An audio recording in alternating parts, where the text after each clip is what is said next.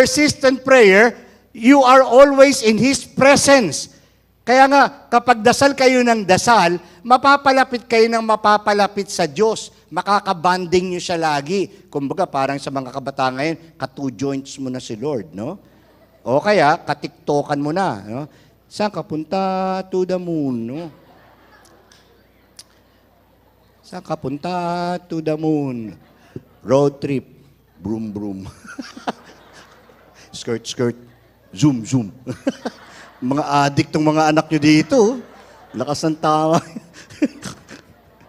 Katiktokan nyo na ang Panginoon. Close kayo. You become closer to God when you pray. When you persist in prayer. Hindi ko sinasabing ordinary lang, ha?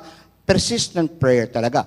Ang dasal na, dasal na, dasal na, dasal. And you become closer because you are always in the presence of God kapag kayo ay nagdadasal. Kahit nadidistract ako, sinabi ko na sa inyo, kahit madistract kayo, tuloy nyo lang ng tuloy yung dasal. Di ba? Yung matandang nagro-rosaryo, lahat ng bagay na habang nagdadasal ng Hail Mary, lahat ng dinadasal niya, pinupuna. Dasal ng rosaryo, yung pintuan, sara nyo na. Rosaryo, bintana, sara nyo na.